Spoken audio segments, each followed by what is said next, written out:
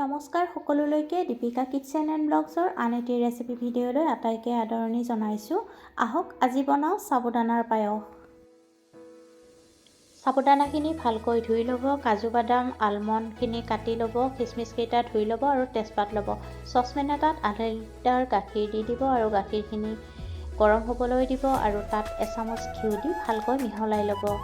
এতিয়া তাত তেজপাত কেইখিলা দি দিব আৰু তেজপাত কেইখিলা দি ভালকৈ মিহলাই ল'ব। সাবুদানাৰ পায়স বনাবলৈ একেবাৰেই সহজ।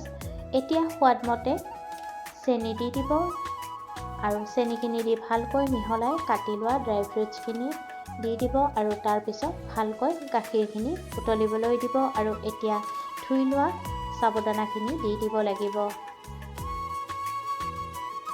তাৰপিছত ভালকৈ মিহলাই ল'ব যেতিয়ালৈকে গাখীৰ আৰু সাবুদানাখিনি ঘন হৈ নাহে।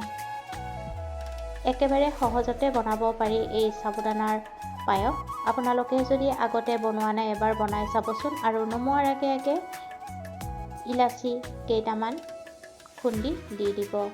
সাবুদানাখিনি যেতিয়া ঘন হৈ আহিব তেতিয়া গেছৰ জুই নুমুৱাই থ'ব আৰু নমাই পৰিৱেশন কৰিব। যদি মোৰ এই ৰেচিপিটো আপোনালোকৰ ভাল লাগিছে ভিডিঅ'টোত লাইক, কমেণ্ট, শ্বেয়াৰ আৰু দীপিকা কিটচেন চেনেলটো যদি এতিয়ালৈকে ছাবস্ক্ৰাইব কৰা নাই চেনেলটো ছাবস্ক্ৰাইব কৰি কাষতে থকা বেল আইকনটো অন কৰি ৰাখিব। তেতিয়াহে মোৰ আহিবলগীয়া ভিডিঅ'ৰ নটিফিকেশ্যনটো সৰ্বপ্ৰথমে পাব।